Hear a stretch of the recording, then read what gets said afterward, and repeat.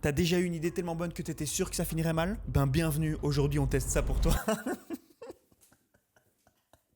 Bon les gars, j'étais pas très inspiré pour cette intro, j'ai demandé à ChatGPT de m'écrire une petite phrase d'intro un peu attrayante, tu vois. Et voilà ce qui m'a sorti. Le pire c'est qu'il me demande si je valide son intro.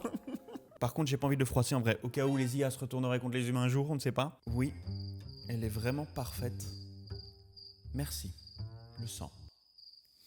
Avec plaisir mon frère, content que ça te plaise. Tu gères, si t'as d'autres trucs à bosser, je suis là. Je pense que je vais peut-être m'abstenir pour la suite par contre. Est-ce que vous saviez que cette vidéo était peut-être l'une des dernières de ma chaîne? Là, on est dans une vraie phrase d'accroche, tu vois. Et en plus, elle est vraie. J'ai lancé cette chaîne le 16 février 2024, c'est-à-dire il y a 10 mois. Faut savoir qu'à ce moment-là, j'avais jamais fait de montage de ma vie. J'avais jamais vraiment tourné face caméra non plus, tu vois. D'ailleurs, l'autre jour, je regardais ma toute première vidéo sur ma chaîne. Putain, mais le malaise, gars. Soit, on s'en fout. Juste que YouTube m'avait toujours attiré et j'ai un peu lancé cette chaîne sans trop savoir où est-ce que ça allait partir. La seule chose que je m'étais dit, c'est que je m'étais donné comme défi de faire 15 vidéos. Après ça, j'allais juger si oui ou non j'allais continuer la chaîne. Parce que bon, en vrai, en une vidéo, tu sais pas vraiment savoir si t'aimes faire ça ou pas, tu vois. Là, aujourd'hui, celle que je suis en train de tourner, c'est la 14e vidéo de ma chaîne. Vous l'aurez donc compris, mais je vais avoir un petit choix à prendre pour le futur. J'ai effectivement un peu réfléchi par rapport au futur de cette chaîne. Pas très longtemps en réalité, parce que ça me semble être une évidence, mais je vais pas vous laisser comme ça, les gars. On était si bien lancés, on va pas s'arrêter là. Bien évidemment que j'ai envie de continuer, j'ai encore plein d'idées de concepts. Puis je sais que vous êtes gourmands, évidemment la chaîne continue. Alors, c'est super, on est de bonne humeur, je suis bien beau avec mes petits... La chaîne continue, j'hésitais à arrêter. Là, le mood va tout de suite changer. Il serait peut-être temps, j'ai envie de dire, de rentrer tout doucement dans le concept de la vidéo. Ça commence à me saouler moi-même, hein, mes intros de 20 minutes là. Je vous ai demandé de m'envoyer sur Instagram des histoires marquantes qui vous sont arrivées dans la vie. Et je peux vous dire que ça va être tout de suite moins rigolo à partir de maintenant. J'ai simplement mis une story sur Instagram en disant si vous avez des histoires marquantes, envoyez-les moi. Ce qui signifie que ça peut être un peu de tout. Ça peut être marquant dans le bon sens comme marquant dans le mauvais sens, tu vois. Dans tous les cas, j'ai sélectionné 2 histoires, on va les découvrir ensemble. Mais ce n'est pas tout. Vous savez sur quelle chaîne on est quand même ici les gars, non? Pour chacune des histoires, on va en faire un tatou. Enfin, je vais en faire un tatou. A priori, vous n'allez rien faire. À part peut-être éventuellement vous abonner à la chaîne, ça c'est possible, mais je vais donc dessiner un design qui illustrera cette histoire en question. Et c'est un dessin qui sera prêt à tatouer pour les personnes qui m'ont envoyé leur histoire. À vous de voir si vous voulez le faire ou pas, j'ai pas envie de forcer non plus les gars. Ce concept me permet aussi de vous montrer un petit peu comment est-ce que ça marche lorsque je reçois des commandes de tatou. Des commandes un peu plus spécifiques avec des histoires profondes derrière, ça vous permet de voir un peu le processus. Je pense que tout est dit, on démarre tout de suite avec la première histoire. Yo le boss, tout d'abord bravo pour ta chaîne YouTube, je te suis depuis quelques années sur Insta pour les tatouages et je fus choc-barre, comme disent les Jones, face à un fort talent humoristique, en plus de tes qualités d'illustrateur et tatoueur quand je suis tombé sur tes vidéos. Alors Lucas, j'arrive pas à savoir si tu m'as tendu ou si je te surkiffe avec ton choc-barre. En vrai, c'est excellent ce genre de petite intervention. Tu peux continuer comme ça, je sais que t'es sur la bonne voie, toi. Voici mon histoire marquante et plutôt cocasse, me dit-il. Ce genre de mots, ça me bute. Je pense qu'il faut être très gourmand pour utiliser ce genre de vocabulaire. Tu me confirmeras ça dans les commentaires, Lucas. Si t'as la sucrerie un peu facile après repas, ça ne m'étonnerait même pas, en fait, tu vois. En résumé, chute, vomi, fuite, chute. C'était il y a des années, je devais avoir 16-17 ans, je faisais un apéro avec des amis au quai de la Dorade à Toulouse. Et quelque peu éméché, je fus pris avec un ami d'escalader un mur en briques de 10-12 mètres non loin de nous. Nous escaladons le mur sous les encouragements et ou les insultes des gens aux alentours et inévitablement nous nous rendons compte à 2-3 mètres de la fin que c'était une mauvaise idée. On décide alors de redescendre avant que cela ne soit trop tard mais oups, mes pieds lâchent, puis mes mains et trou noir.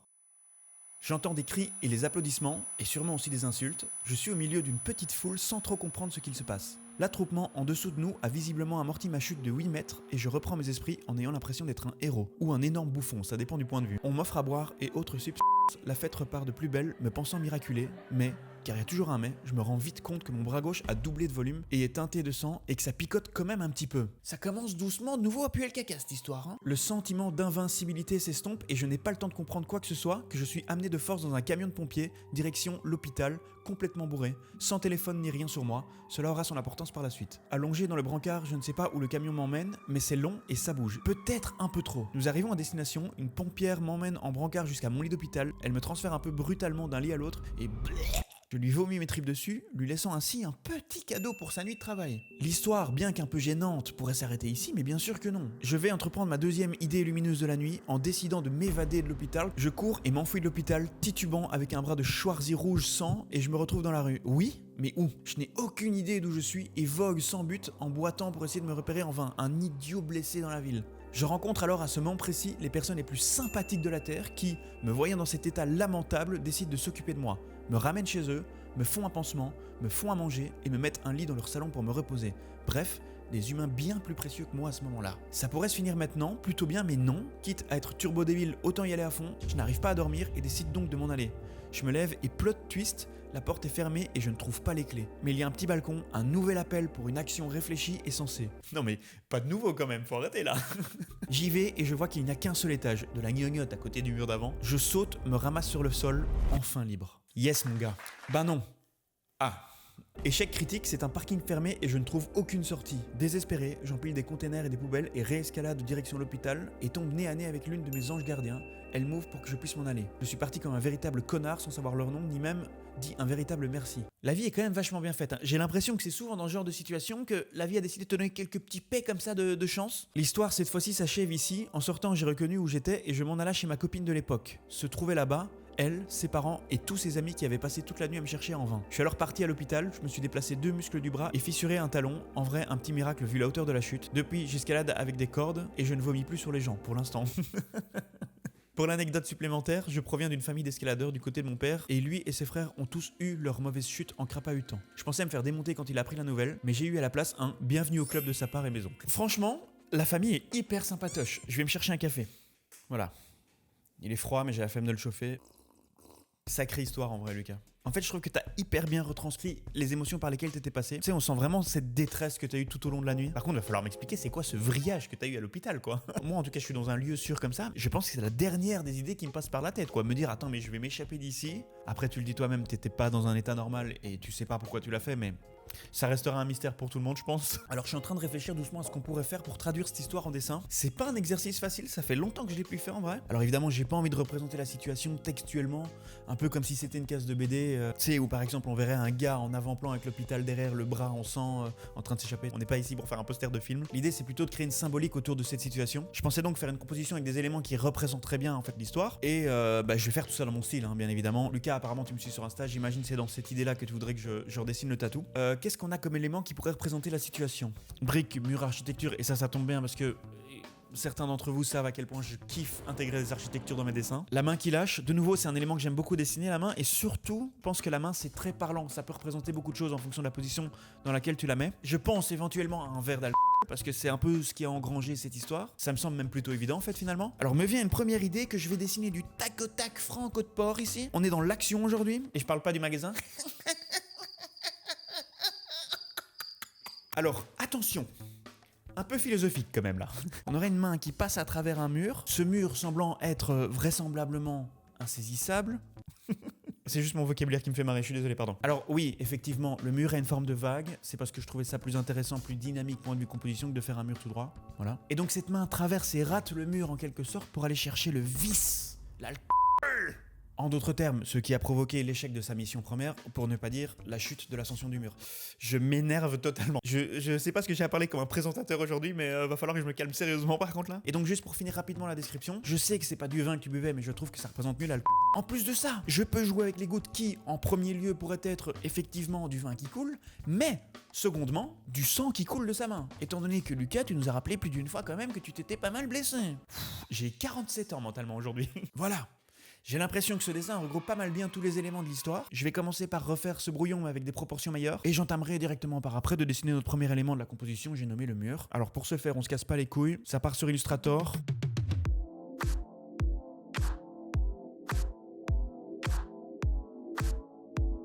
Excellent. Alors par contre, c'est vrai que je dois effacer une ligne sur deux pour donner un motif de brique.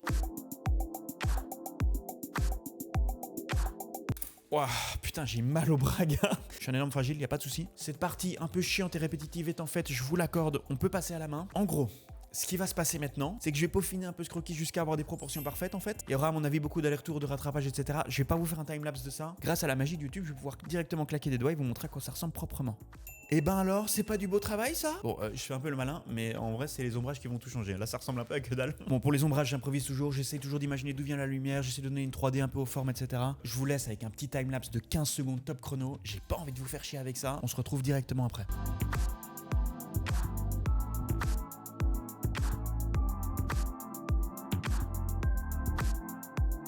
Voilà pour la main, ça part sur le mur. Voilà pour le mur, ça part sur le verre.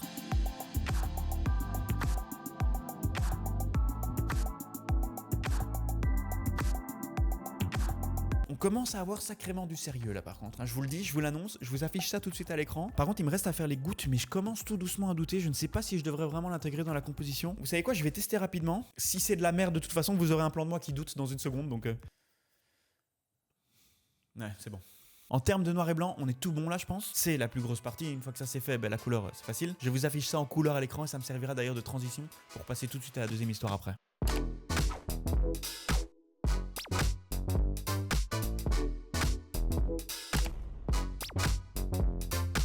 Avant de passer à cette deuxième histoire, petit rappel très rapide, j'ai pas envie de faire chier très longtemps, pour vous rappeler de vous abonner si la vidéo vous plaît. Nous avons William qui m'envoie ceci. Les Philippines, entre rêve et chaos. D'accord, t'es écrivain toi William ou... Le mec nous a donné un titre à son histoire, c'est excellent, j'aime beaucoup ça. Ma meilleure amie Manon et moi-même avions un plan simple, une semaine dans les rizières. Je suis un dingue de riz. Je te comprends à 1000%, mec. Franchement, je pourrais voyager pour ce genre de choses. Je suis un vrai fan de nouilles instantanées, mais vraiment. D'ailleurs, prochaine vidéo limite, ça va être une dégustation de nouilles instantanées, c'est annoncé. Une semaine de plage en plage, d'île en île, tout devait être parfait. Red flag avant même le départ, notre vol est annulé parce qu'il faisait escale en Chine. Petit problème sanitaire, nous a-t-on dit. Pas grave, on prend un autre vol. Spoiler alerte, on aurait dû se méfier. La première semaine se passe sans encombre, trek dans les montagnes, rencontre avec les locaux, on mange du riz, puis... En plein milieu de notre deuxième semaine, alors qu'on se la coule douce sur une petite île paradisiaque, tout bascule. Ce petit problème sanitaire devient mondial. Ah. D'accord, on parle bien de ce problème-là. J'étais pas sûr, mais là, ça vient de certifier la chose. On parle bien de cette fameuse pandémie qu'il y a eu en 2020, 2019 même, tout le monde se rappelle. Je ne sais pas si je peux prononcer les termes. Apparemment, YouTube a banni ces termes-là, donc je préfère pas prendre de risques. Je ne sais plus ce que je peux faire, je suis nouveau sur YouTube. On reprend. Le président des Philippines, un gars un peu fifou les molinos, décide de fermer les frontières et demande à tous les touristes de quitter le pays immédiatement. Pas de souci, on va rentrer. Sauf qu'on découvre que les compagnies locales ne peuvent plus survoler le pays. Problème, nous sommes sur une île, paumée, à plusieurs heures en bateau d'une grande ville et qui n'a pas d'aéroport international. Ouah, gars, là par contre, le stress monumental, je pense que je serais pas aussi calme que ce que t'as l'air d'être dans ton texte en tout cas. Heureusement, nous ne sommes pas seuls, avec d'autres touristes, on réussit à négocier une traversée en bateau. Après une journée entière en mer, fatigué mais soulagé, on arrive enfin sur une île un peu plus importante. Là, on apprend que le président autorise les vols de rapatriement vers un aéroport international. Bonne nouvelle, notre vol est prévu 2 jours plus tard. On arrive à Clark, un ancien aéroport militaire américain qui ressemble à celui de Charleroi, prêt à enfin rentrer chez nous. Enfin, c'est ce qu'on croyait. Une fois dans le hall principal, on tombe sur une scène de chaos. Des centaines de personnes stressées, épuisées et sans solution. Les compagnies aériennes sont complètement dépassées. On nous dit de rejoindre l'aéroport de Manille, en bus, sans certitude qu'ils ne viennent, ou on peut toujours essayer de prendre un taxi, mais c'est interdit. Sans doute une loi écrite par un Belge. Alors, je sais pas, par contre, si tu me lances une pique par rapport au fait que je sois belge, ou si t'es belge aussi et que c'est de l'autodérision. C'est là qu'on rencontre Morgane, une Française au caractère bien trempé. Elle propose d'organiser une manif façon gilet jaune dans l'aéroport. Avec Manon, on s'échange un regard. Ok, nu spreken we alleen Nederlands. We willen geen problemen. Traduction, on préfère prendre le bus. Donc ça, c'est pas une traduction de la phrase, je pense, hein, parce que... Ouais, les gars, vous vous rendez compte que j'ai quand même fait 10 ans de néerlandais. J'arrive pas à traduire la phrase qui me semble basique. Google Traduction, hein. Ok, maintenant nous ne parlerons que néerlandais, nous ne voulons pas de problème. Ok, je comprends. Je pense que pour éviter de rentrer dans ce genre de truc un peu dangereux avec Manon, ils ont préféré faire croire à Manon qu'il ne parlait que néerlandais et qu'il comprenait pas spécialement sa langue. Ce qui me confirme donc que tu es belge finalement. On reprend. Je suis vraiment en mode professeur, ça me bute. On passe toute la nuit dehors, sur un quai, sous la surveillance de l'armée qui, entre-temps, a eu l'autorisation de tirer sur les civils s'ils ne respectaient pas le confinement annoncé la veille. Pas franchement le meilleur moment de nos vies. Le premier bus n'arrivera finalement qu'au petit matin. Ça, j'avoue que ça doit vraiment être très stressant. Le lendemain, on arrive enfin à Manille. Là, on recroise Morgane, toujours en vie malgré le sang révolutionnaire qui coule dans ses veines. Ça nous fait sourire. On finit par embarquer dans le même avion qu'elle jusqu'à Dubaï. Puis, chacun reprend son vol pour son pays respectif. Au final, on est rentré sans trop d'embûches, avec notre amitié plus que renforcée. Avec toutes ces péripéties, notre voyage suivant avec Manon a été beaucoup plus calme. On a choisi une destination bien moins risquée, Paris, pour dire bonjour à Morgane. Waouh! Ça par contre, cette fin d'histoire, je la trouve vraiment cool. Ça boucle le truc parfaitement. J'adore ton travail et ton style et je serai client à tatouer cette aventure palpitante. J'adore tes vidéos, elles sont drôles et inspirantes. Au plaisir, William. Merci mon petit oui-oui. Eh bien, j'ai bien l'impression qu'il est temps tout doucement de réfléchir à ce tatou, justement. Qu'est-ce qu'on a comme élément? Un grain de riz, une île paumée, un trek, un voyage en avion, Course contre la montre. J'ai même l'impression que la course contre la montre, c'est l'élément principal de cette histoire. Je vais réfléchir pendant quelques minutes, on se retrouve dès que j'ai une idée qui tient un peu la route. Ok les gars, là je pense avoir une idée monumentale. Je vous explique le concept. On démarre d'un sablier. Je ne vois pas meilleur objet que celui-là pour représenter le temps qui passe. À l'intérieur de celui-ci se retrouveraient dans la partie inférieure des rizières. Donc je ferai une sorte de paysage avec des montagnes et des rizières. Ce que vous voyez ici, c'est un énorme grain de riz en lévitation. Ou alors genre comme une énorme statue qui serait dans le paysage. Tu nous as dit que le riz était une partie importante de ta vie, hein, en quelque sorte. Alors autant la représenter dans la compo. Puis surtout, ce que j'aime beaucoup dans cette représentation, c'est le fait que le paysage soit restreint et bloqué à l'intérieur du verre, un peu comme toi qui étais bloqué sur ton île et difficile de t'en échapper à l'écart du monde entier, tu vois. Dans la partie du dessus, un ciel avec l'avion qui t'a ramené de l'autre côté du globe. L'autre côté du globe, l'autre côté du sablier, retourner la situation, retourner le sablier. Tout est lié, mais je suis un génie en fait. Ok, je pense en termes de symbolique on est nickel, je vais tout de suite entamer le dessin. Pour le sablier, je vais pas me casser les couilles, hein. Je vais récupérer une image existante pour les proportions.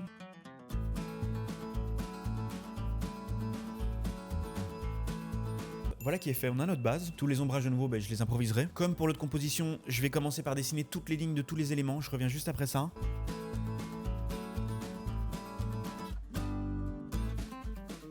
Voili voilou. Ça va très vite, hein. Je sais, on n'a pas de temps à perdre sur cette chaîne. Ça part d'ailleurs tout de suite sur les ombrages du sablier.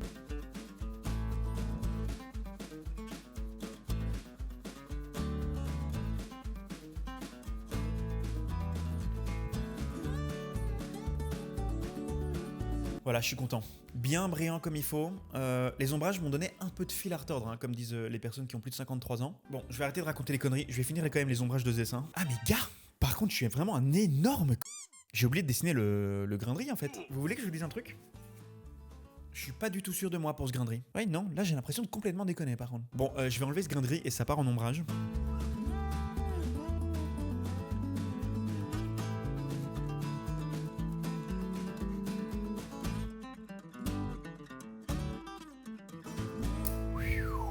Ok, ça faisait longtemps que j'avais pas eu autant de mal à dessiner des ombrages, hein.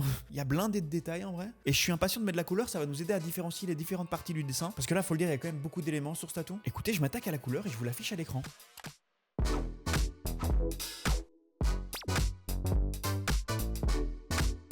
Voilà ce qu'il y en est pour les deux histoires et voilà ce que j'ai pu en faire visuellement parlant. J'ai reçu d'autres histoires qui étaient super bien écrites et que je voudrais traiter aussi. Juste que je m'attendais pas à ça, mais les histoires pour ce concept me prennent beaucoup de temps finalement et je pense pas pouvoir faire plus de 2 histoires par vidéo. Les autres, je vous ai contacté sur Instagram, vous savez que ça va passer dans de futurs épisodes. Je suis désolé si ce n'est pas aujourd'hui, il va falloir attendre un petit peu, mais ça passera dans le futur, je vous promets. Merci à ceux qui me soutiennent depuis le début sur cette chaîne. Évidemment, merci aussi à ceux qui arrivent maintenant et qui me soutiennent à partir de maintenant. N'oubliez pas de vous abonner si ça vous a plu. On se retrouve pour la prochaine vidéo, la 15e du coup les gars, et pas la dernière surtout. J'ai encore vraiment plein d'idées de concepts. Je suis impatient de les faire. Bisous, bisous.